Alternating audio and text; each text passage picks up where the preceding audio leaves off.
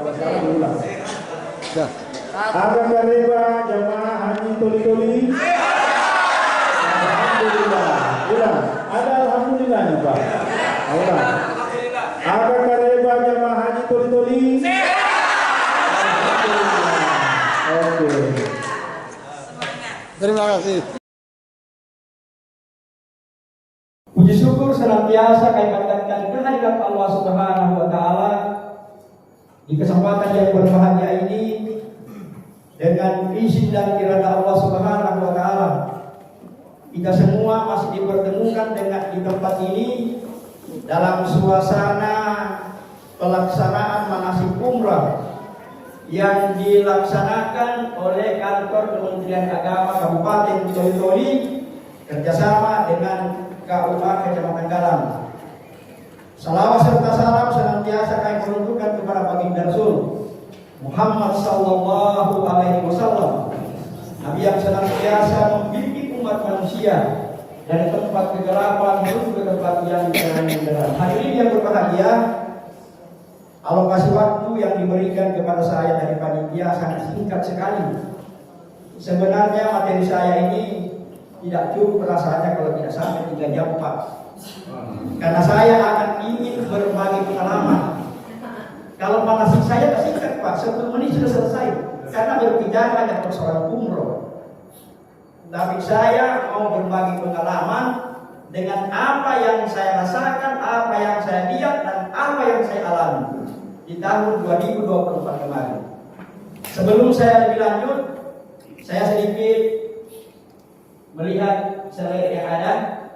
Nama saya sudah diperkenalkan tadi oleh Mas Harisman.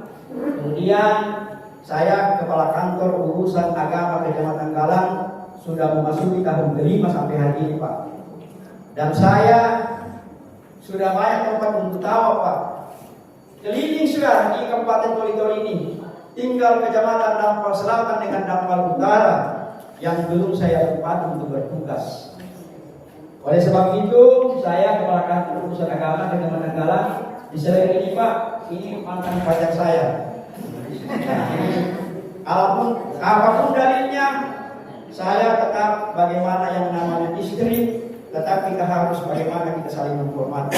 Sehingga saya untuk lebih menghormati dia, saya pampangkan fotonya bersama dengan saya. Kemarin ini ketika saya berumrah kemarin Pak, di 2024. Mungkin keberkahan umrah saya di depan Ka'bah, saya minta doa Allah Subhanahu wa taala memperkenankan saya untuk melaksanakan ibadah haji di 2024 sekaligus sebagai ketua kloter. Ketua kloter Pak, utusan dari Kabupaten Toli-Toli. Ketua kloter ini Pak tidak mudah apa yang kita bayangkan. Contoh konkret yang ada pada saat sekarang ini di Toli-Toli ini Pak, untuk tahun ini tidak ada petugas yang menyertai jamaah haji. Oleh sebab itu saya akan ingin berbagi pengalaman dengan kita. Sebelum kita lebih lanjut untuk memasuki materi ini, ada satu hal yang perlu saya sampaikan ke kita sekalian, kaitannya menyangkut masalah perjalanan Nabi. Ketika Nabi Muhammad SAW melihat kondisi di kota Mekah, ketika ini tidak kondusif, timbul fitnah di mana-mana, umat Islam semakin tertekan. Maka ketika itu baginda Rasul Muhammad SAW memerintahkan kepada kaum muslimin, khususnya Abu Bakar, dalam hal ini untuk berhijrah ke Madinah. Ketika berhijrah Nabi Muhammad SAW, beliau lain daripada yang lain yang dia lakukan. Beliau itu menyambung perjalanan kurang lebih 8 hari dalam perjalanan. Kayaknya menurut peta yang ada kita lihat, ketika kita menuju ke Madinah, kita akan mengarah ke utara. Dan untuk mengelabui para kafir Quraisy, mereka itu berbalik ke barat Pak, untuk mengelabui. Setelah itu, setelah perjalanan kurang lebih menempuh perjalanan kurang lebih 8 hari, maka Nabi Muhammad SAW bersama dengan para sahabat, dia sampai di pertama yang disampaikan apa? Yang dituju adalah Masjid Kuba. Baginda Rasul Muhammad SAW pertama itu tiba di Kuba. dan ketika itu membangun sebuah rumah ibadah. Itulah yang namanya Masjid Kuba yang ada pada saat sekarang ini. Insya Allah Bapak Ibu calon jamaah haji ini, insya Allah kita akan berkunjung ke sana. Insya Allah ketika kita salat di Masjid Kuba sama dengan nilainya kita berumrah. Setelah itu rampung semua pembangunan masjid mulai dari berapa kurma yang dilakukan. Kemudian Nabi melanjutkan perjalanan menuju Madinah. Maka ketika itu tepatnya di hari Jumat, beliau melakukan sholat Jumat ketika itu. Setelah di perjalanan sholat Jumat, maka di perjalanan beliau sempat lagi membangun masjid yang namanya Masjid Jumat. Insya Allah kita akan kunjungi nanti di saat Bapak Ibu sekalian. Hadirin sekalian yang berbahagia, sebelum kita lanjut saya mengajak kepada kita sekalian untuk bagaimana mengenang perjalanan baginda Nabi Muhammad SAW. Saya mengajak kepada kita sekalian untuk berdiri semua.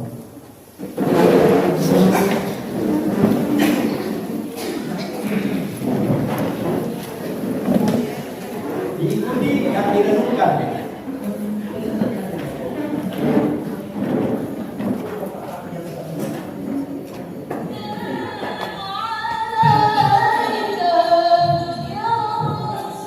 Ini yang dikumandangkan Nabi ketika pertama memasuki kota Madinah, dijemput oleh masyarakat Madinah dengan lantunan salawat ini.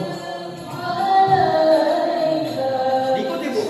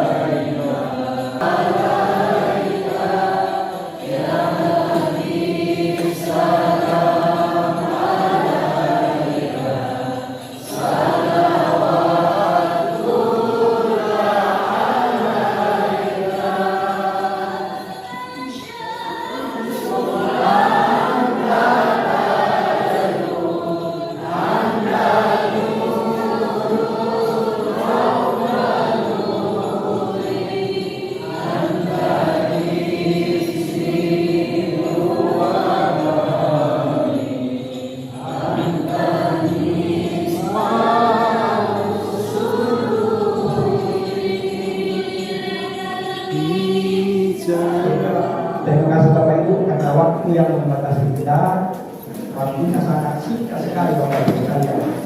Dan salawat ini selalu dikumandangkan ketika kita masuk di kota Mekah, ketika kita sudah turun dari bus, dari petugas maktab akan menjemput kita, dijemput kita dalam hotel. Satu kloter itu berjumlah kurang lebih 424. Jumlah kloter saya kemarin 224, tidak tahu tahun ini berapa jumlah dalam satu kloter. Dan ini selalu dikumandangkan ketika kita dijemput oleh orang Arab. Jadi suasana sekarang di tanah Arab Bapak Ibu sekalian ini, yang pernah kita dengar dari teman-teman yang melaksanakan umrah, melaksanakan haji, semua kemarin tempat-tempat itu yang dianggap bid'ah, ini berbicara ini, semua ditutup Pak, 5 tahun terakhir itu. Sekarang ini semua dibuka Bapak Ibu sekalian. Semua dibuka, bahkan dikumandangkan ini. Dulunya ada beberapa tempat syiar ditutup. Karena sekarang ini negeri apa Bapak sekalian? Tidak mengandalkan lagi minyak sekarang ini. Sekarang ini mengandalkan bagaimana siaran. Orang berkunjung di sana itu supaya uang masuk di negeri Arab itu. Jadi sekarang ini negeri Arab ini tidak mengandalkan lagi minyak. Sekarang mengandalkan bagaimana orang bersiaran ke tempat itu. Hadirin yang berbahagia, sebelum lebih lanjut, mohon maaf tadi ada saya punya senior tadi yang mantan Bapak Camat, beliau bersama-sama di Kecamatan Lampasuk kemarin berarti lebih 3 tahun bersama dengan beliau. Syukur alhamdulillah tahun ini dipanggil oleh Allah Subhanahu wa taala untuk melaksanakan ibadah haji. Hadirin yang berbahagia, saya akan sedikit bercerita tentang persiapan untuk melaksanakan ibadah haji. Tadi lebih panjang disampaikan oleh Pak Kiai Haji Saleh tentang pelaksanaan haji. Yang saya ingin jelaskan ini tentang pelaksanaan ibadah umrah. Namun sebelumnya saya sampaikan ke kita, perjalanan Bapak Ibu sekalian itu perlu persiapan fisik, perlu tenaga. Bayangkan kita berjalan, mulai dilepas di dori-dori. Terkadang kita masuk Masjid Agung, masuk pagi jam 8. Terkadang kita dilepas nanti jam 1, jam 2. Bayangkan melelahkan kita. Sehingga ada tawaran kemarin, Pak Kepala Kantor dia berikan tantangan kepada kita semua, bagaimana calon jamaah haji bisa naik pesawat. Akan tetapi melihat kondisi keuangan daerah tidak memungkinkan, dan untuk tahun ini dipastikan kita tidak naik pesawat sekalian. Terkecuali artinya dari Bapak Bupati ada menganggarkan di Kota Tenggaran bisa kita naik pesawat, Pak. Saya ceritakan menyambung masalah perjalanan. Begitu melelahkan. Naik lagi di bus. Busnya tidak sama bus yang ada kita alami seperti yang ada di Mekah dengan di Madinah. Bus yang kita tumpangi itu adalah bus semua Lorena. Bayangkan sekalian, capeknya kita ini. Di perjalanan menempuh perjalanan, kalau rental itu, kalau normalnya itu 8 jam. Tapi jamaah haji terkadang kita menempuh perjalanan 15 jam, Pak. Dan tidak boleh kita terlepas dari rombongan. Ini ada kesepakatan yang kita buat di Bapak Kantor. Jamaah haji tidak diperkenankan untuk menaiki kendaraan pribadi. Apa tujuan maksudnya? Agar supaya ada kebersamaan kita, mudah dikontrol kita. Sampai lagi kita Bapak Ibu sekalian, sampai kita di Dampar Selatan, dan kita sendiri Dampar Selatan juga sampai di Dampar Selatan, kira-kira itu menjelang pada maghrib. Pengalaman ini, Pak. Dampar Selatan baru sampai kita maghrib di Dampar Selatan. Di sana juga paling melelahkan.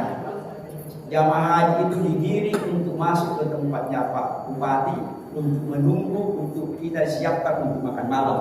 Sekaligus kita melaksanakan sholat maghrib dijamak dengan sholat isya. Di situ pengalaman kemarin terjadi kepada keluarga kita sehingga dia tidak sempat diberangkatkan. Yaitu ada calon jamaah haji kami dari Kelangkangan kemarin. Beliau itu setelah sampai di Palu, jadi oleh sebab ini perlu disampaikan kepada ibu, jangan harus terbuka kita, jangan menutupi ketika kita ada penyakit. Ini pengalaman yang ada. Mereka itu tidak tutupi. Dia sudah capek untuk melakukan perjalanan, dia sudah paru-paru. Kosa lagi dia. Begitu sampai di embarkasi Balikpapan, di Balikpapan itu Pak tidak ada negosiasi, tidak ada. Kalau memang tidak layak untuk diberangkatkan, stop. Jadi oleh sebab itu harapan saya kepada orang-orang tua saya, ibu, bapak-bapak yang sudah berusia, mulai dari hari ini jaga kesehatan. Harus jaga pola makan kita. Harus jaga pola makan kita. Sebab pelaksanaan ibadah haji ini adalah ibadah fisik, harus kita lakukan. Maka ketika itu jamaah ini ada 2 orang yang tidak sempat diberangkatkan, maka dia stop kurang lebih 1 minggu setelah berobat, baru layak untuk diterbangkan. Penerbangan itu bahkan hanya 2 penerbangan yang kita bisa pakai, Pak. Khususnya embarkasi BPN Balikpapan, yaitu Garuda dengan Saudia. Hanya 2 Pak yang boleh untuk ditumpangi. Tidak layak untuk terbang. Satu jamaah saya yang pindahan dari Papua, mereka itu tidak sempat dipulangkan dia. 1 minggu kemudian kita mendapat kabar innalillahi wa inna ilaihi raji'un, maka dia tidak sempat berangkat. 1 orang itu dari Kelangkangan masih sempat berangkat, dan saya jemput di hotel karena dia itu sudah tergabung, kalau tercampuran sudah. Tidak sama lagi dengan kloter BPN, kloter campuran yang dia ikuti. Alangkah melelahkan Bapak Ibu sekalian. Oleh sebab itu Bapak Ibu sekalian, setelah sampai kita di Balikpapan juga ini perlu dengan persiapan yang matang Bapak Ibu sekalian. Ini panitia ini sudah pengalaman semua. Barang bawaan kita betul-betul steril. Betul-betul steril, Pak. Barang yang tidak diizinkan untuk masuk dalam koper, jangan coba-coba kasih masuk. Bawa minyak kelapa. Banyak, bawa beras 5 kilo. Pengalaman ini. Dan ini semua Bapak Ibu sekalian tidak ada artinya kita setelah sampai kita di Mekah. Tidak ada artinya, Pak, karena di sana itu makanan berlimpah. Terbuang-buang makanan ini, Pak. Yang perlu Bapak-bapak yang perlu persiapkan, khususnya Bapak-bapak yang merokok. Maaf ini, Pak, ya. Karena harga rokok itu, Pak, harganya Rp125.000. Sama harganya rokok gudang garam dengan rokok sempurna. Untuk mengantisipasi, karena laki-laki itu diberikan kewenangan bahwa rokok itu hanya 12 bungkus, Pak. Itu pun harus dihambur, tidak satu tempat. Kalau mau lewat dari itu titip kepada jamaah wanita. Karena di sana sangat mahal sekali, Pak. Susah di sana. Di dalam perjalanan Bapak Ibu sekalian, setelah kita diterbangkan, karena kita itu sekarang ini sistem fast track, Pak. Tidak seperti dulu kita lama menanti di embarkasi itu. Karena sudah sistem online semua. Tidak susah lagi kita. Cuma terkadang yang namanya manusia banyak, Pak. Di Balikpapan itu kumpul. Mulai dari Manado, mulai dari Kalimantan Utara, kemudian Samarinda, kumpul semua jamaah di situ, Pak. Dan semua ada jadwal untuk berangkatan. Jadi oleh sebab itu jangan artinya berkecil hati ketika barang itu terkumpul di embarkasi tidak bisa diterbangkan. Jadi oleh sebab itu harapan saya kepada calon jamaah haji supaya diseleksi barang yang dibawa. Tidak kalah pentingnya kalau di sana, Bu, Bapak-bapak sekalian yang suka kopi, bawa kopi, Pak. Karena beda kopi yang asal dengan di sini. Kopi masih bisa dibawa, Pak. Kalau 1 kilo bisa masuk dalam koper itu. Bisa masuk dalam koper. Ya, tendengan bisa dibawa. Bawa gula, kemudian bawa hijab. Ya. Begitu kita sampai di bandara, karena kita doli-doli ini, Pak. Menurut pengalaman sepanjang perjalanan haji ini, tetap kita masuk di gelombang kedua. Tidak pernah dalam ingatan saya jamaah haji doli-doli itu masuk di gelombang pertama. Sebab gelombang pertama itu dia akan langsung masuk ke Madinah. Ya, masuk ke Madinah. Tapi gelombang kedua kita langsung ke Jeddah. Di Jeddah juga itu Bapak Ibu sekalian perlu kita dengan kehati-hatian. Karena situasi baru kita masuk di wilayah orang. Ada orang yang barusan naik pesawat, turun di suatu tempat yang begitu kondisinya bahasanya tidak tahu.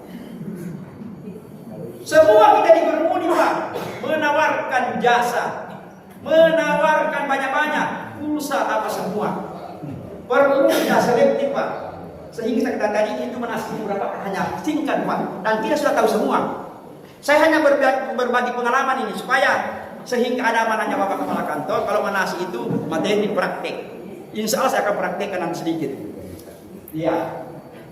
Begitu sampai di sana, Pak, berbicara di pesawat dulu kita ini.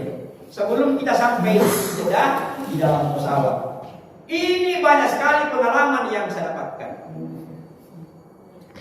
Bagi orang tua saya yang lanjut usia, saya harapkan agar supaya bawa memang kursi roda dari sini. Bawa kita kursi roda yang tidak mampu. Sangat dihargai, didahulukan orang tua yang bawa kursi roda, Pak, dan ada tempatnya khusus. Di pesawat itu Bapak Ibu sekalian, orang tua lansia itu disiapkan di kursi hampir di belakangnya, kursi eksekutif. Bahkan kita petugas kloter, petugas kesehatan, kita ditempatkan ke belakang Pak. Yang dimajukan itu adalah jamaah rawat Pak. Dia tidak mau berpisah dengan suaminya. Tidak mau pisah Pak. Memisahkan kita ini Pak. Pengalaman yang ada, duduk itu dengan tenang. Begitu mungkin sekitar 1 jam perjalanan, baru kita melapor ke ketua kloter. Nanti kita atur. Kita atur Pak. Kita atur dia. Jangan kita memaksakan untuk mau duduk sama kursi dengan keluarga kita. Kalau sudah di dalam perjalanan sudah lancar sudah, insya Allah kita akan tempatkan orang-orang tua kita itu bersama dengan pendamping atau muridnya. Insya Allah dalam perjalanan. Karena kita ini Pak petugas, memang kita sudah berkomitmen dan kita sudah disumpah kita Pak. Bukan tujuan utama kita petugas kemarin itu melaksanakan haji. Kita untuk melaksanakan layanan dan insya Allah dengan kerja-kerja kita menjadi ibadah. Kita dapat ke orang tua, tidak ada pendampingnya. Dia sudah berak di celana dia. Orang yang pertama naik pesawat orang yang pintu membuka pintu WC. Karena di dalam WC itu pasti tidak bisa ada air yang mengalir di bawah, tidak bisa.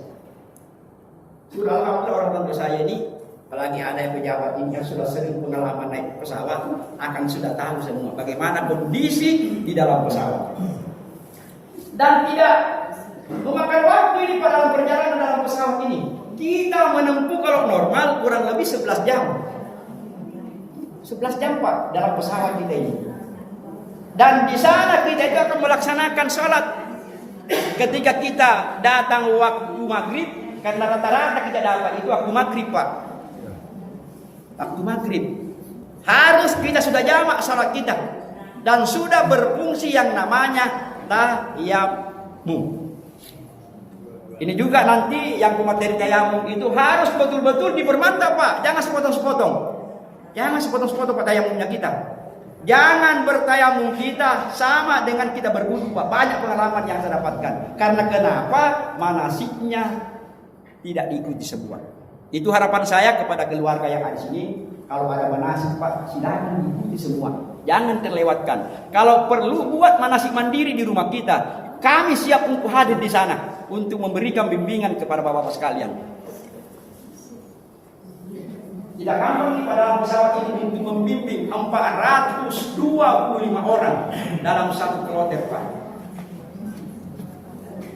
Ini juga ada pengalaman dan ini juga khususnya yang sudah yang masih muda bisa dipraktikkan Pak ya, daripada untuk walaupun sudah ada rukhsah kepada kita diberikan kan semua pakaian kita yang kita akan memakai karena kita ini akan mengambil yang namanya haji tamattu ya, karena mikat tidak sama dengan gelombang pertama. Mikatnya itu setelah sampai di Madinah berjalan di Bir Ali dia. Kita tidak. Kita ini begitu pesawat kurang lebih hampir 1 jam karena jaraknya itu Lam itu dengan kota Jeddah ini kurang lebih 95 kilo Pak. Dan itu akan diumumkan. Jadi begitu Pak dari Balikpapan kita di embarkasi, memang kita sudah mandi ihram. Diupayakan Bapak Ibu sekalian mandi ihram kita. Semua kita bisa pakai wangi-wangian. Ya? Pakai kita. Sudah itu yang dipakai nanti setelah kita untuk mengambil umrah. Tawaf umrah itu pakaian yang kita pakai. Kalau laki-laki masih bisa kita pakai celana kolor Pak. Ya? Masih bisa kita pakai. Tapi sudah pakai dalam keadaan ihram kita. Tidak apa-apa pakai celana kita. Nanti ada pengumuman dari permukari, kemudian dari geloter atau petugas yang lain sudah menyampaikan kita bahwa insya Allah 20 menit ke depan kita akan memasuki wilayah Lam. Begitu kita sudah untuk berniat, semua larangan berlaku sudah Pak. Larangan umrah itu sudah berlaku. Tidak boleh lagi. Ibu-ibu yang menggunakan cadar silakan ditanggalkan. Ibu-ibu bapak-bapak yang menggunakan kaos kaki, yang menggunakan celana dalam silakan dibuka, Pak. Karena ada persiapan, ada kompor kecil yang kita bawa, Pak. Disimpan di sana. Ya. Ibu-ibu kaos tangan jangan menutupi tangan kita. Ya, jangan menutupi kita. Begitu kita sudah dibimbing oleh pembimbing ibadah untuk melakukan niat, maka semua larangan berlaku. Sudah berlaku, Pak. Wala usuka, wala idah. Sudah berlaku itu, Pak. Hati-hati kita. Tidak boleh berbantah-bantahan kita. Tidak boleh lagi. Bapak-bapak yang biasanya dalam pesawat tidak dalam keadaan sadar, masih duduk di kursi, kain ihram dimasukkan ke atas. Dam itu, Pak. Sudah berlaku aturan, Pak. Jadi sesama jamaah itu saling mengingatkan. Karena kalau mengharap petugas Pak tidak terbatas. Bayangkan petugas Pak, ketua kloter, kemudian pembimbing ibadah, dokter 1, TPHD, tidak hampir 20 orang, Pak. Dengan jumlah 425 orang. Jadi kita saling mengingatkan kepada seluruh jamaah, diingatkan kepada ibu-ibu. Ibu-ibu, jangan banyak berjalan. Lantunkan talbiyah. Banyak beristighfar kita di dalam pesawat. Karena begitu kita sudah disampaikan kurang lebih 1 jam ke depan kita sudah tiba di bandara, Pak. Jadi berlaku hukum umrah. Ya. Jadi setelah kita sampai di bandara, Pak, bandara Jeddah itu kita sudah turun, diatur, Pak. Diatur kita tidak seenaknya kita turun dari pesawat. Ya, semua barang bawaan karena yang banyak-banyak itu yang banyak menjadikan kerepotan. Mohon maaf nih ibu-ibu, karena ibu-ibu tidak mau berpisah dengan barangnya, tidak mau berpisah dengan kopornya. Semua barang yang ada di dalam pesawat, kalau kita tidak mampu bawa, tinggalkan dia. Dan semua akan turun, akan di-drop 1 kali ke hotel kita. Pengalaman kemarin, Pak, ada tercecer barangnya sampai 2-3 hari, tetap kembali ke hotelnya kita. Ya, begitu disiplinnya penerbangan, Pak. Tidak ada istilah barang. Walaupun sendal, Pak, tertinggal di pesawat, yang penting sendal itu ada merek atau identitas, akan pulang ke hotel kita, Pak. Ya, ibu-ibu, agar supaya betul-betul memperhatikan barang-barang bawaannya. Jadi kemarin yang sudah berniat, Pak, yang sudah lupa, tidak berniat ketika dia melintasi Yaman, dan bisa memperbaharui niat kita ketika kita sudah sampai di bandara. Harui kita punya niat umroh kita. Ya, memperbaharui niat umroh kita.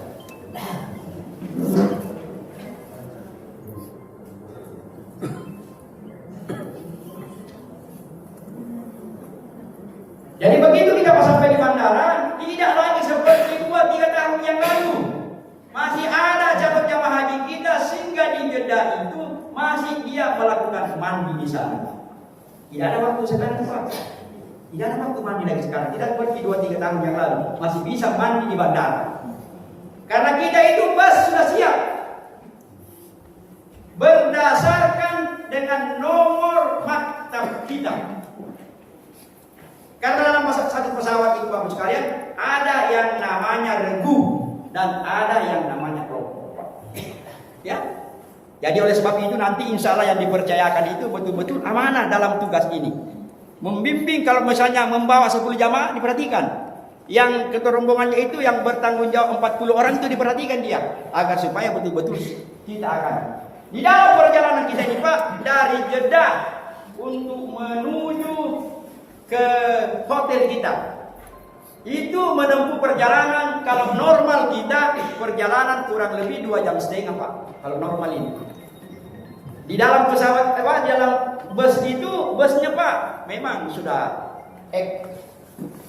apa istilahnya, serba lux Pak, serba tombol. Mau buang air kita dalam mobil itu bisa semua. Ya, eksekutif pesan mobilnya Pak. Begitu sampai kita Pak diberitahukan oleh ketua kloter bahwa kita sudah memasuki kota Mekah. Ibu-ibu sudah hafal semua doanya ya? Tidak perlu saya ajarkan. Ya kan? Kalau saya tahu sudah memasuki kota Mekah, sudah. Begitu ada pintu gerbang, kemudian ada gambar Quran di atas, berarti bertanda kita sudah memasuki kota Mekah. Sebelum kita turun dari bus untuk menuju ke hotel kita perhatikan barang bawaan. Kalau ini Pak biasa tercecer barang bawaan Pak, karena mobil itu dia tidak tahu supirnya Pak. Di situ biasa barang tercecer. Di dalam bus itu ketika perjalanan dari kita menuju hotel itu di sana biasa tercecer barang Pak. Terkadang itu kita tidak bisa dapatkan Pak. Ya, karena bermacam-macam suku di sana, sopirnya itu ada dari Pakistan, Bangladesh, apa semua. Kami tidak tahu Pak. Itu betul-betul diperhatikan barangnya. Dan di situ lagi diutamakan bagaimana ibu-ibu, orang tua, lansia didahulukan turun. Dahulukan turun Pak. Kemudian kita sudah dijemput Pak. Dengan lagu tadi ini, selawat ini sudah dipandangkan. Ketua maktab kita sudah siap dengan ketua senior kita sudah siap di hotel untuk penyakitku ambayan itu sudah habis semua, tidak ada lagi. Iya Pak. Setelah itu selesai kemarin, kita akan bawa dia setelah dia karena kenapa? Dia proses tenaganya ketika melakukan tawaf umrah kemarin. Ya, tawaf umrah kemarin. Sehingga dia proses tenaganya sehingga dia drop masuk ke rumah sakit 2 malam. Dan kami bisa mendampingi pada beliau. Hadirin yang berbahagia, ada lagi satu hal yang perlu saya sampaikan ke kita. Sebelum masuk Pak, mudah-mudahan panitia akan mengizinkan, masih ada waktu berikan kepada saya. Sekarang ini Pak berbeda suasananya. Beda dengan suasana di 2023. Saya bicara dengan Pak banyak berbicara kondisi jamaah di 2023 dengan 2024. Sekarang ini ada aturan yang terbaru yang dikeluarkan oleh pemerintah kerajaan Arab Saudi. Mereka Pak diberlakukan di sana yang namanya kartu nusuk. Kenapa terjadi seperti ini? Karena sekarang ini Arab Saudi membuka peluang jamaah syiarah sampai 3 bulan. 3 bulan Pak ya, orang umrah sampai 3 bulan itu berlaku visanya. Banyak keluarga kita, apalagi yang dari Madura, yang dari Lombok Pak. Dia datang umrah syiarah, tinggal di sana. Tidak pulang Pak, ribuan. Kemarin diinformasikan kita ada berapa? Ada 15.000 jamaah Indonesia yang tertinggal tidak pulang, menunggu musim haji. Celakanya Pak, pemerintah kerajaan Arab Saudi mengeluarkan aturan yang namanya kartu nusuk. Nilainya kartu ini Pak, nilainya 20 juta Pak. Karena saya tanya-tanya kemarin, orang yang mukimin untuk melaksanakan wukuf di Arafah bayar 20 juta rupiah. Tidak bisa Pak. Karena begitu kita keluar dari hotel, masuk dalam bus, sudah dihitung satu-satu, diperiksa Pak. Petugas. Semua maktab itu berjejer di depan mobil Pak. Diantri orang masuk mobil. Begitu sudah full mobil langsung disegel Pak. Setelah kita berbuat apa-apa, disegel Pak. Tidak bisa jalan mobil itu, manakala segel itu akan terbuka, kita tidak diperkenankan memasuki yang namanya area Arafah. Jadi ibu-ibu ini dibagikan menjelang 2 hari menjelang Ar-Musnah. Ini. Ibu-ibu yang dapat begini, harapan saya kalau kita kan tidak boleh berpisah kita. Dan ini juga gantungannya Pak. Kalau kita jalan ke Masjidil Haram, hati-hati. Karena di Masjidil Haram juga ini terkadang orang ditarik Pak, keluar. Mencurigakan langsung ditarik Pak oleh polisi sana Pak. Sama ada mencurigakan, ini juga ilmunya polisi ini. Saya ada beberapa kejadian, banyak jamaah ditarik keluar untuk dibawa ke pos pengamanan. Entah bagaimana urusannya dia. Tapi kalau kita bawa ini, insya Allah kita akan aman. Di sana itu ada 3 tanda yang diberikan ke kita. Pertama gelang Pak. Ya, gelang ini tidak boleh dianggap enteng. Nilainya kemarin ini ribu di DPR ini Pak, harganya 23.000 rupiah. Dikali dengan jumlah jamaah 221.000, hampir berapa triliun Pak. Sehingga kemarin ini ada potensi mau dihilangkan Pak ini, gelang ini. Tapi ada pengalaman, Pak Haji ceritakan saya, pengalaman kejadian kebakaran tahun berapa itu yang bisa mengidentifikasi orang hanya gelang ini Pak, karena ini tidak bisa terbakar. Sehingga sampai hari ini gelang ini belum dihilangkan Pak. Tahun berapa itu Pak Haji? Kejadian? Ya, kebakaran.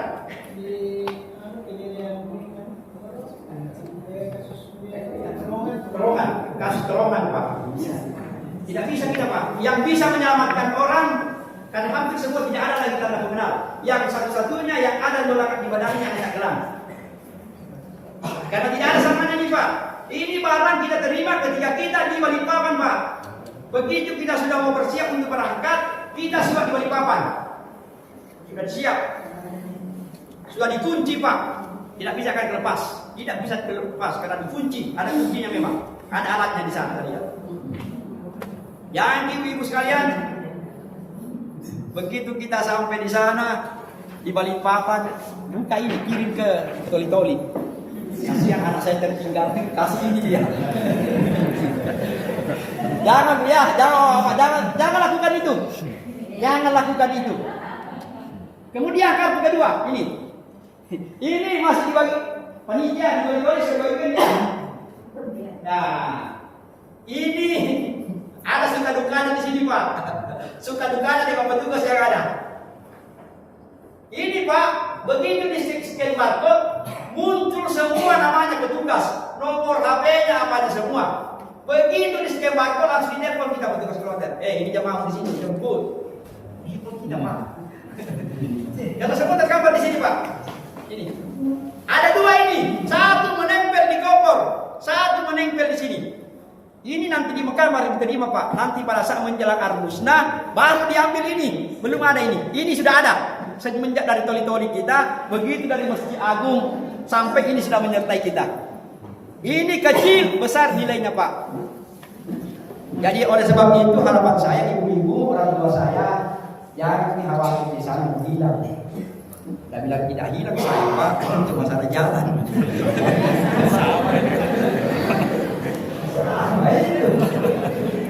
Tidak hilang dan bilang Pak. Pengalaman saya Pak. Kemarin ada jamaah saya, begitu setelah selesai untuk mengambil umrah sunnah, la haula wala quwwata illa billahil aliyyil azim.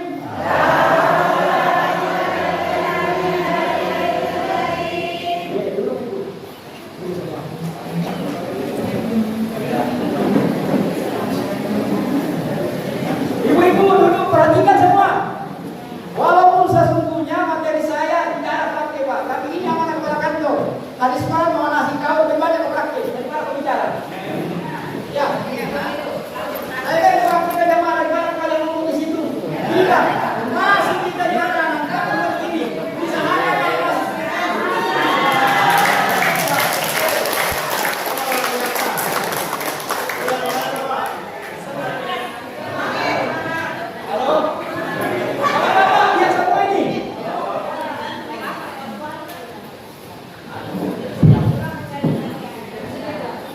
Halo, hampir rata-rata kita melewati pintu yang namanya pintu King Abdul Aziz.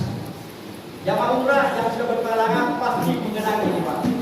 Dan ini sangat mudah sekali dijangkau. Kita masuk dari WC 3. Banyak kenangan di situ Pak, WC 3. Masuk kita, begitu masuk di pintu Pak, kita sudah baca Allahumma fatahli abwaaba. Masuk kita Pak ya. Begitu kita masuk, yang jelas kita masuk langsung di lantai 2. Masuk di lantai 2 kita. Ya.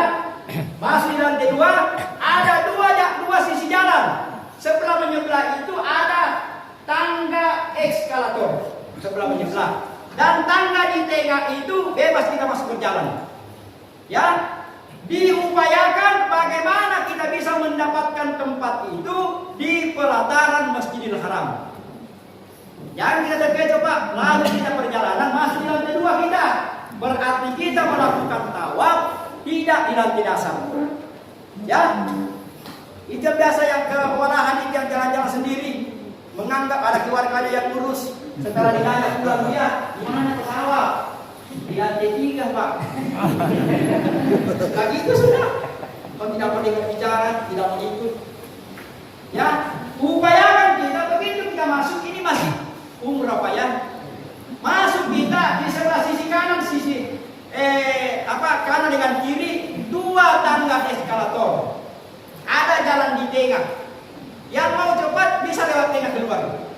Ya, tak usah saya ajarkan ketika kita melihat Ka'bah semua sudah dalam otaknya kita semua. Ya, begitu kita masuk. Maka petugas itu atau pengurus yayasan, karena kita selalu bergandengan Pak ketua yayasan Pak. Saya 2 ketua yayasan itu semua akrab dengan saya, tidak bermusuhan Pak. Karena kenapa? Ketika mau jalan saya undang semua. Pak Haji, saya mau jalan ini, tolong ditemani saya, tolong diarahkan jemaahnya. Jadi enak kita Pak. Jadi ada 2 tanda nanti itu Pak. Jangan terlepas. Ada slayer dikenakan di sini Pak.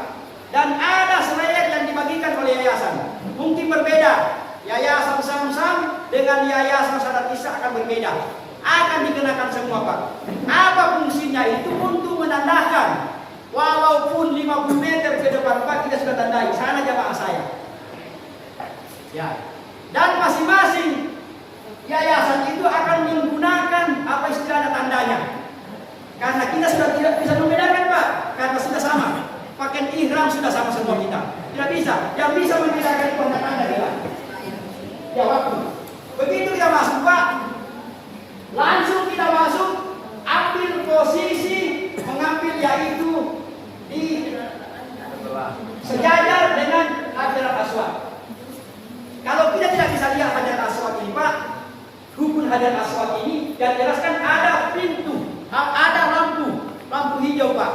Kalau kita tidak bisa lihat ini lampu hijau Pak, dia saya ingin sana Pak. Kalau ada tentara atau laskar yang bergelantungan di sana, berarti itu tanda bahwa itu rukun Hajar Aswad.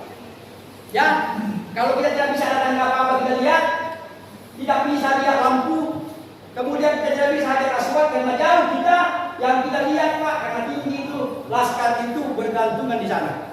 Kalau dia berdiri berarti posisinya di situ ada rukun Hajar Aswad. Ya, begitu kita sampai Pak, kita harus lurus Pak. Sejajar kita. Ya, kita memulai untuk tawaf. Kalau kita tidak bisa Pak, yang jelas kita kan tidak diperbolehkan tidak untuk menyentuh. Ya, kecuali rukun ya ma'mumi. Ya, Bapak itu Pak yang tidak di kantor, bukan dari sini baru ini. Bagaimana? Allahu Akbar.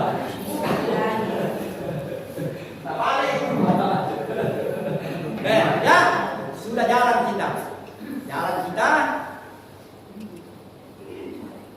Subhanallah. Walhamdulillah. Wala ilaha illallah. Wallahu akbar. La haula wala quwwata illa billahil aliyyil azim. Jadi, kalau masih ada itu misalnya belum sampai kita, silakan membaca doa di sana. Dalam tuntunan manasik, setiap putaran beda bacaannya Pak. Tapi kalau kita tidak hafal Pak, itu saja yang diulang-ulangi. Subhanallah, alhamdulillah, wala ilaha illallah. Sah Pak. Kalau kita tidak, karena susah itu mau dihafal Pak. Karena 7 putaran beda bacaannya Pak. Ya. Adapun pemanasi Pak, orang tua saya di Wahid mengatakan, kalau kau tidak mampu ada yang kau tidak hafal Pak, berputar saja kalau baca. Ada doa yang kau hafal. Sah Pak. Karena itu tidak masuk dalam rukun Pak. Harus kita sampaikan jamaah ini Pak. Sebelum kita sampai di rukun jamaah, Pak, baca doa, Pak. Doa yang harus dipanjatkan adalah pertama, misalnya suaminya berangkat, doakan istrinya, Pak, di situ. Sebanyak doakan istrinya, Pak. Jadi tidak perlu kita pakai hitungan, Pak. Tidak usah bawa batu-batu, Pak. Cukup dihafal. Pertama doakan suaminya. Ya. Kemudian yang kedua doakan anaknya. Yang ketiga doakan saudaranya. Yang ketiga doakan menantu. Manasik haji coli-coli. Oke. Manasik haji coli-coli. Oke. Jangan lupa subscribe dan PWRI. Oke.